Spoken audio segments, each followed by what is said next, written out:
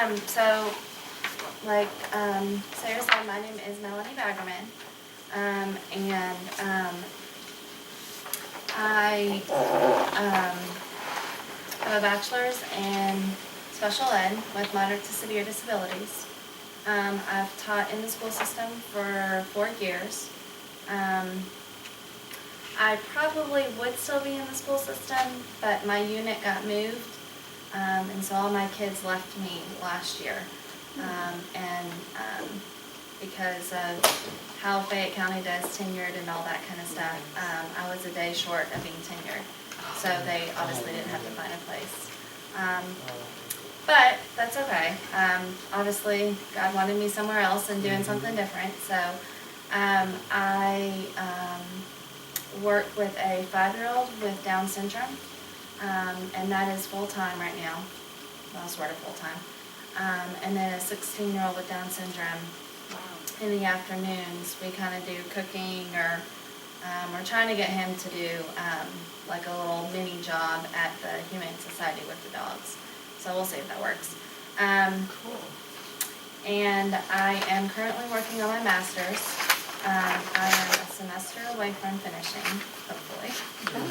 If I get everything done with my thesis, I am a semester away from finishing. And I'm also currently in UK has just started a new program for autism, and so I'm doing the Autism Certificate. And I'm actually currently taking classes right now for that. And I should be done in August with that. So I have worked with all sorts of kids with moderate to severe disabilities. So I've worked with autism, Down syndrome, cerebral palsy, just plain MR. And I've seen high on the spectrum and I've seen low on the spectrum. And when I graduated with my bachelor's, I went to one of my professors and I said, I think I want to start a homeschool.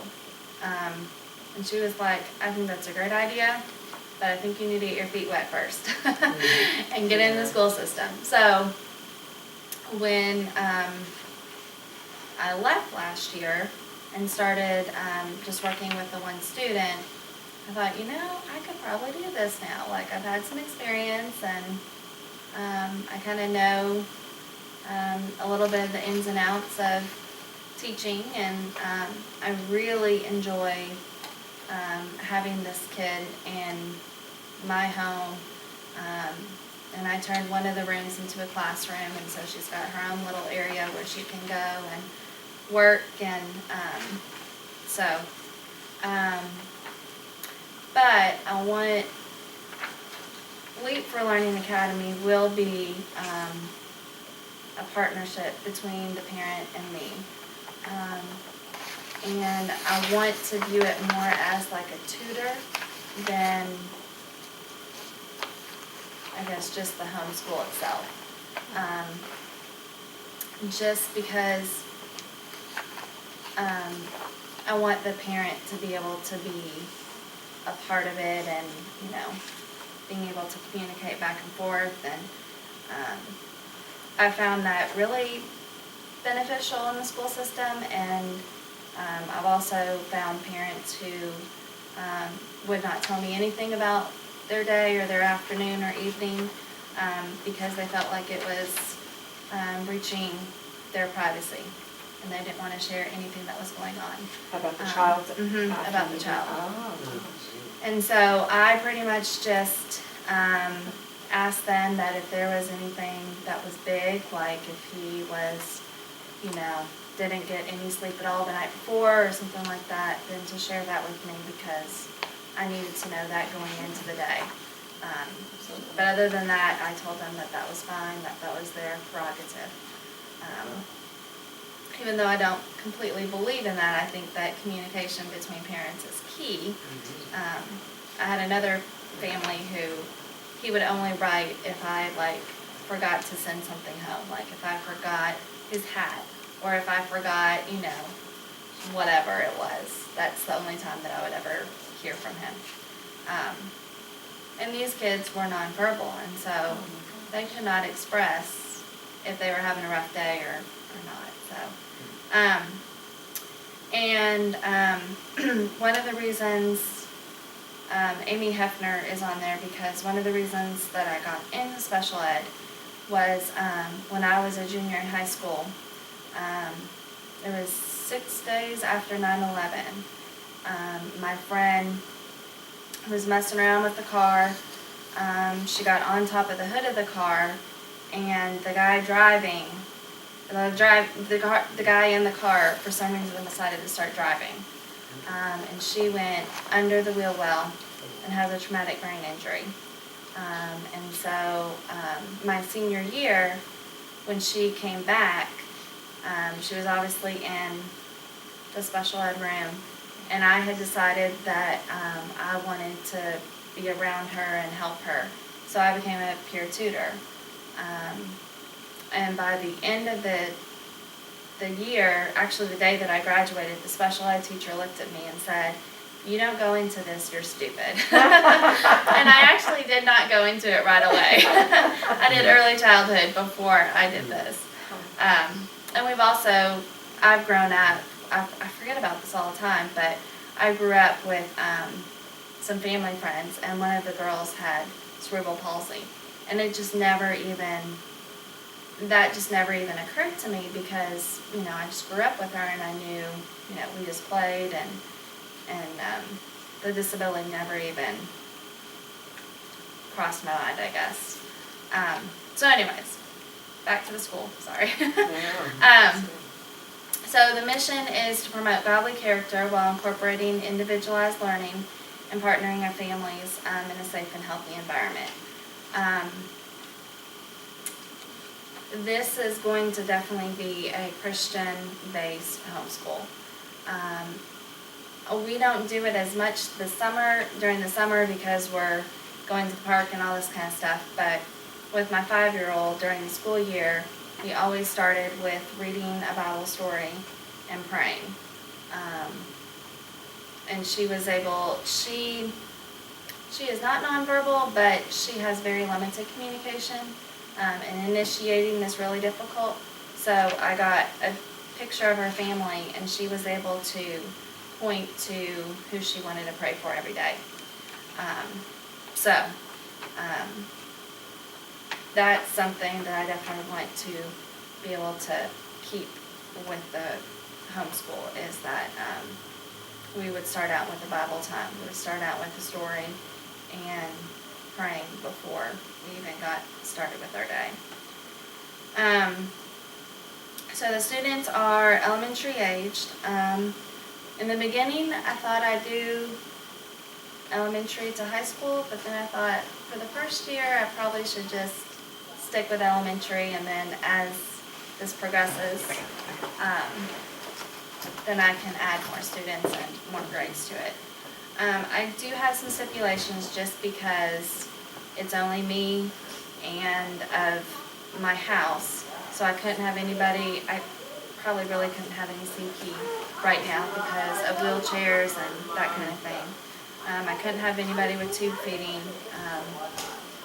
just so it's not just me doing it. And I couldn't take any, I've had the questions on the listserv of, are you going to have any paras there? And this year, at least, I'm not going to have paras. And so I've had some moms say, well, I can't do it then because the 2-to-1, we need 2 teachers per student. So, and then therapists will be allowed throughout the day. They will be contracted through the parent, though. I don't have any means to do that right now. I would love, if this expands and gets big, I would love to have that happen, but right now, they would need to be contracted by the parent. But they're more than welcome to come in and out throughout the day. That's not a problem. So for the academics, I have a student individualized program or education plan It's definitely shorter than the IEP for Fayette County, or probably for any school district. But it gives the strengths, the weaknesses, it gives, accommodations that I need to do, modifications, and focusing on goals. And so as the parent and me would sit down and write this plan up for the student. And then along with that, we'd have daily living skills, reading, writing, and math, fine and gross motor skills, social skills and problem solving, and music and art appreciation. Daily living skills could look at, possibly doing laundry or cooking or, whatever, the parent would like. It can be very open since it's going to be in a home and we can use, those. I know high schools have dishwashers, sorry. I'm about to get a dishwasher tomorrow, so probably on my mind. Washer and dryer, but elementary age schools do not have that, so that would be nice. And I've actually worked with my 5-year-old on that. Taking the laundry out, putting it in the dryer, all that kind of stuff. So a daily schedule, this probably wouldn't be exactly how it's going to be laid out, but we would focus on all these things. So Bible time, calendar time, reading, math, and writing. Academic units, so we do social studies or science, maybe like once a month, focus on one of those. Music and art appreciation, gross and fine motor skills, and daily functional daily skills.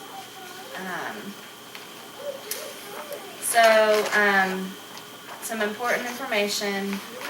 It will start August 13th, because I think that's when the school system starts. Okay.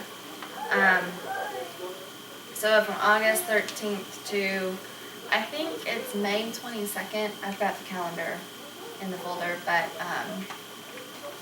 I know that there's a certain amount of days that I have to have, and so I think that would work. And then it would go from 8 to 3,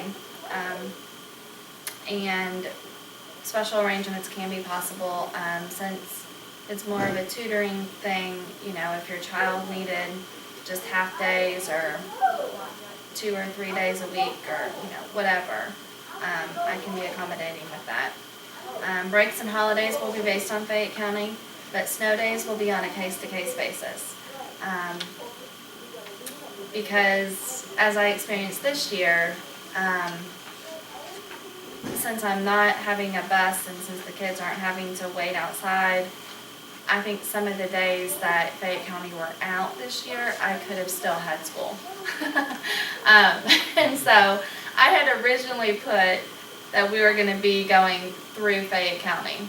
But after this winter, I was like, we're going to do case by case. And then I will take grades and attendance, and we'll have field trips throughout the year. And there might be additional costs with that. This is tuition based, and so we, as the parent and I can discuss what it would be. The range will probably be between, I would say, 150 to 200 a week. So roughly about 5,400 to 6,300 a year. And so if a parent is interested, I would meet with them and the child prior to deciding if that's what they want to do or not, because obviously the child and I need to be, the child needs to be receptive to me, and so it would not be good if a kid came in and then, was not okay with, there was something either in the house that smelled or, a lighting or, something like that, some sensory thing. It wouldn't be good. Or if they just really have an aversion to me, that would not be good for them to be there. So enrollment process would be application and registration form, working on the individualized education plan, the parent release form.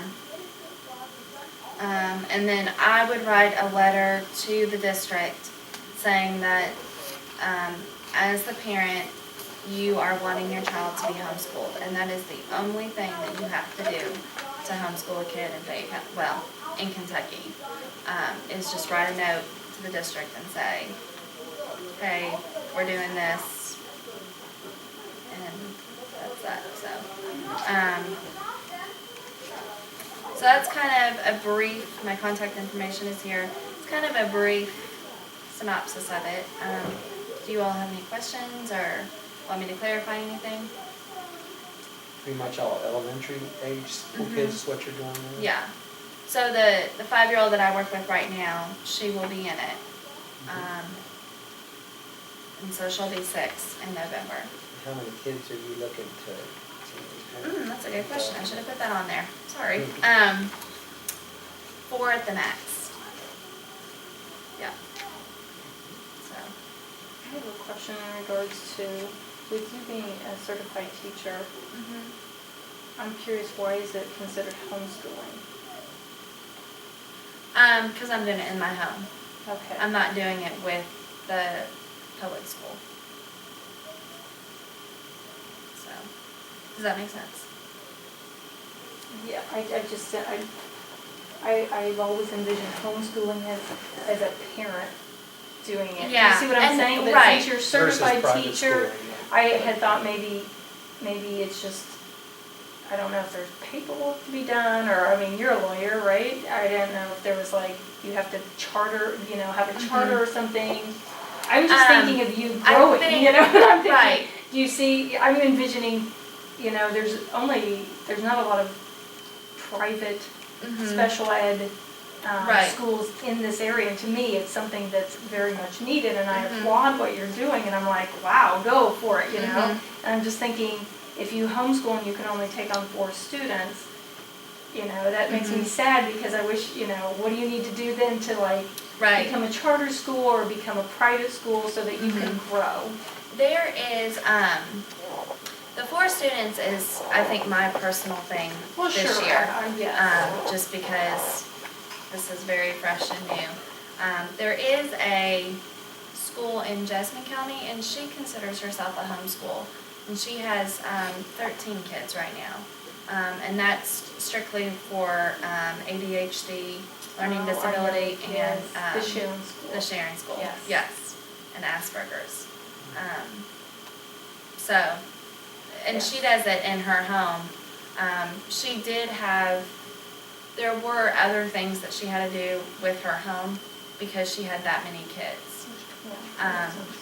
There's nothing that I need to do right now, since I'll just be having that limited amount of kids. I would like to, very, very, very long term, is totally expand, not do it in my home. Find a building that I can do it, but using the same teaching methodology. Yeah, yeah, the same ideas. So And keep it Christian based. Yes. Yes. Yeah. Well, good for you. Yeah. That's thank wonderful. That's great. Yeah, I foresee, to have other teachers maybe Mhm. Yes. on that, and Yeah. having a Yeah. nice place maybe. You never Yeah. know. I mean, there's a need, obviously, so Right. Mhm. big time. Yep. Yep. And there are some programs that I've looked into, programs that I've used in the school system for reading, math, and for writing. And I haven't gotten any of those yet for this school year, because I just kind of wanted to see, what kids I got and what the needs What were. tools you need. But they, Handwriting Without Tears, I don't know if anybody's heard of that. I have. Or, or Edmark. You heard of the Edmark reading program? I really like that program. I had to do last year the, I'm not even gonna remember, I know the acronym, but I'm not gonna remember what it stands for. The ELSB has like a little frog named Mo, I don't know. It's a reading program. Yeah, it's a Yes. reading program.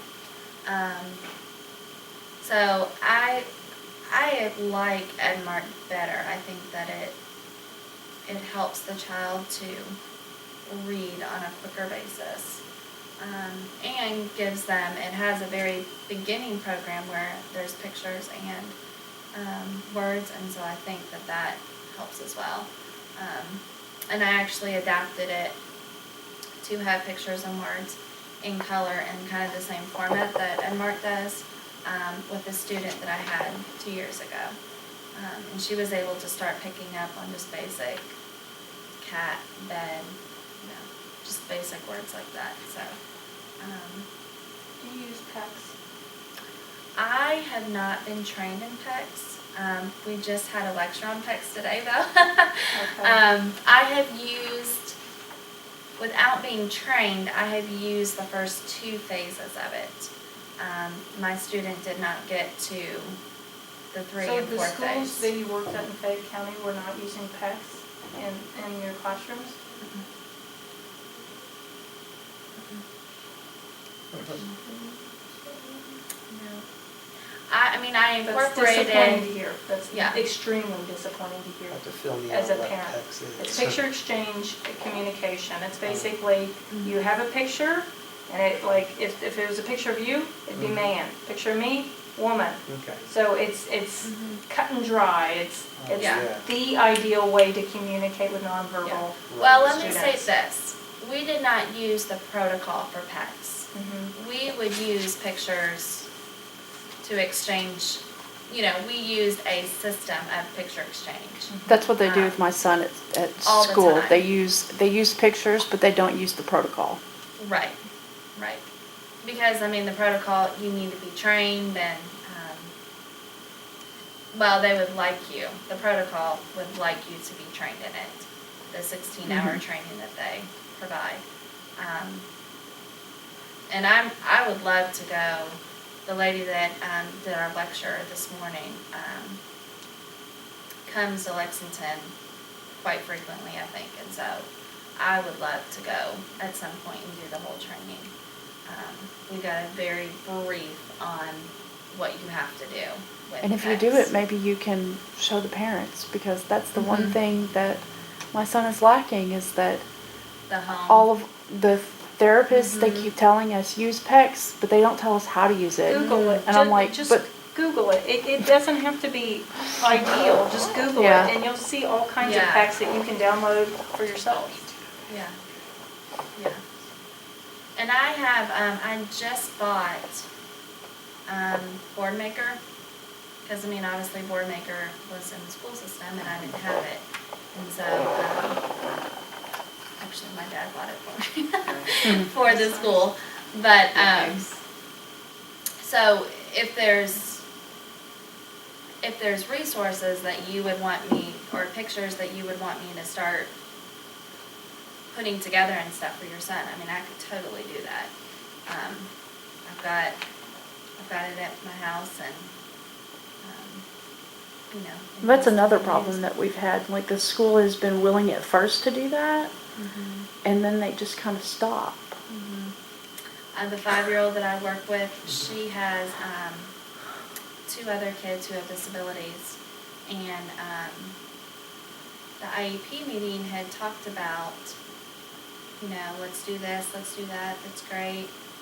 But the school year came and ended and there was nothing. And so I told her as well, I was like, let me know what you want schedule-wise and I'll make it for you. I mean, it's really easy and simple to do, and it would really help the child. And so just needs to be done and implemented. That's one thing, it helps the teacher. I never understand why that stuff doesn't get, because when they put things in place like schedules and texts and stuff, it helps the teacher. Yeah. Oh, absolutely. Everybody says that. Absolutely. Yeah. Having a visual schedule is great. I have a question, and I hope you didn't cover it while I was helping, but you were talking about the older child and trying to get things set up for a job and stuff like that. So do you feel like that you would do things like job shadowing or job coaching, or, well, how is that gonna work? How do you envision that? For my school, Yeah, or, I mean, Or- maybe you don't think you'll have that as part of your school, but as something that you do, for example, with that other child. with the other child, Yeah. we are, Yeah, what do he you has a think? job with, when he goes, obviously when school starts again, he'll be a senior, and so, in his special ed class, the teacher has gotten companies to let them go out and, do jobs and stuff. But as for me, we're just trying to find something that he would enjoy doing, and he is 16 right now, so he couldn't even do anything until he's 18. But if I'm with him, then he could possibly do something more like volunteer, and then hopefully that could turn into. Yeah. And so I've just called around different places that he enjoys. He loves animals. So I just called around to different pet shops even and asked that. And then I thought of the Humane Society, and they had actually said when he turns 18, he could actually have a job. And, you know, the job could be giving biscuits to the dogs, or walking all the dogs, or, you know, Yeah. something like that, so, Gosh. So you're being kind of a facilitator. You're filling a Yeah. facilitator role, sort of. yeah. And you're trying to help them with the job hunts Mhm. and figuring out what goes together. Yeah, and his mom's done a lot. He's, there's a program at Asbury for, and I don't know if it's just for Jessamine County or not, but, for kids who are a little higher, they can go onto the campus and actually go to classes. And they have like adapted classes and stuff. And so he's gonna do that, after he graduates. So I had to do, for one of my assignments last semester, was kind of do like a facilitation, like figuring out things that he could do post-school and all that kind of stuff. And so that kind of got me started in looking at all this information. But it's been interesting to see. And it's been interesting to see like what companies allow it and what companies don't. Like PetSmart, they don't have anything. But Most Valuable Pets, the volunteers can come in the morning and like clean the cages and stuff. Yeah. So. Something else. That's a pretty valuable service you're working on there. You know, some parents Mhm. need that sort of thing because they're not having such good luck with the rehab side of things, and Mhm. having someone who's, you know, targeting an individual. Yeah. What the best fit is. Yeah. So I wonder if that's something that you would want to do in addition to. Yeah. I like how you're thinking. Yeah. I just I've know never you- even thought about that. Yeah. We There's have all some sorts of people. needs out there. If you need them, you know, We have that's some where it's at. families I know who have had trouble with keeping their job coach on the ball. They feel like they're having to do a lot of it themselves. Mhm. Yeah. Well, the job coaches are coming through Fayette, right? Through the school system? Yes. Well, no, not just. I have Okay. no idea. Yeah. Okay. Wish it- I was gonna say Hazel might know. Hazel's who. Yeah. Yes. Something interesting, Yeah. that you could put out there. I mean, because you've been acquiring the skills yourself Right. for that. Yeah. So maybe Yeah. something you would throw out there on the listserv sometime, or throw out into Yeah. the public, you know? Yeah. I have this time in my schedule if somebody needs, you know, Right. a job coach sort of thing. Yeah. That sounds really good. Yeah. So do you have a certain date of, you're gonna have a schedule of your day when you have this school? Mhm. Make it be, it'll be start time, Yes. finish time? The start time's 8, it's gonna be 8 to 3. Okay. And it's starting August 13th, so, in school. Yeah, is that the first day of Fayette County? Yeah. Yes. Yeah, and I have pretty much looked at both Fayette County and Jessamine County's calendars and tried to match up Yeah. everything. Because I did have a little boy who the mom was very interested, but her other child was going to Fayette County.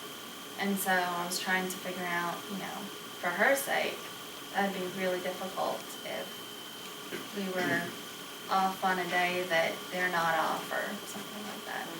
So, yeah. So you just know people in Jessamine County, so you're trying to, or do you live partly there? My 2 clients live in Jessamine County. Yeah, Yeah, so you've got to kind of. yeah, yeah. Oh, that's a really interesting thing. So the people, so for the Autism Certificate, you're working in Lisa Rubel's group? No, I am, who started it? Knight.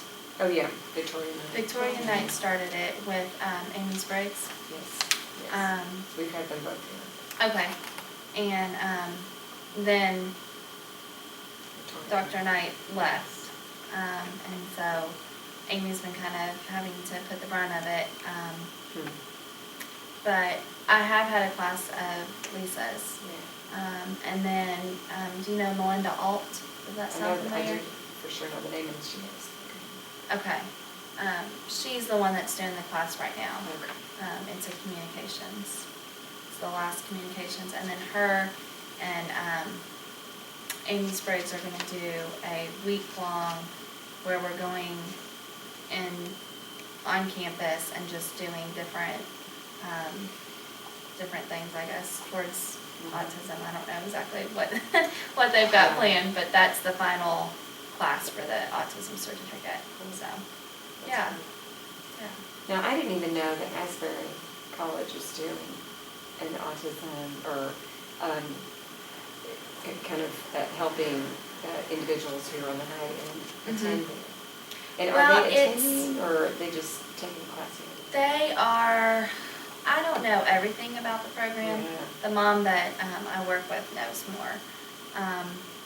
But it's not strictly for just autism, it's for any child who is more higher functioning.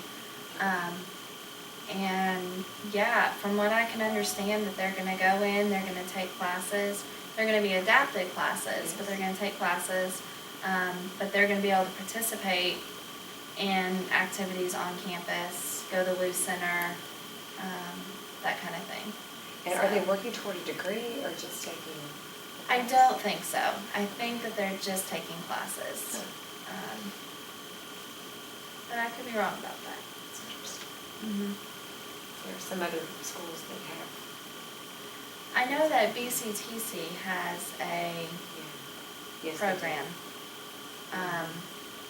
that UK wanted to have, but apparently they didn't. UK didn't bite on it. They didn't take it. So I didn't realize that. How are the programs called? I know a kid who's going through that. Okay.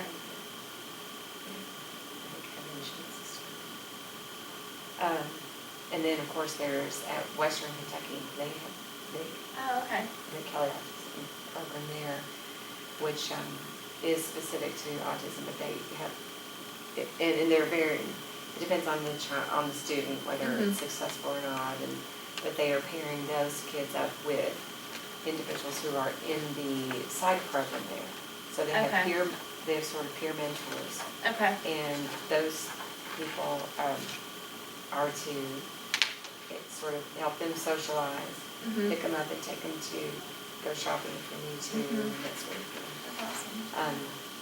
Yeah, and then they have supports of some sort for those students taking classes. Mm-hmm. And then, of course, there's Marshall. Marshall has, I think, a fairly good sized program. Okay. It's doing that sort of thing. And I'm Yeah. less familiar with how it all works, I just know things. So. Mm-hmm. Mhm. Yeah. And I just heard today, I got a phone call from someone who's with the Three Rivers Autism Society, which is in the area. She said that Scott Badesh, who is the president of Autism Society of America, Okay. his son goes to Marshall. Huh. Wow. He's autism. So, That's cool. yeah, that was news to me. And she said, yeah, this is Scott Badesh all the time. Mm-hmm. He's coming for visits for his son. Very cool. Mm-hmm. Those things are out there. Yeah. Mm-hmm.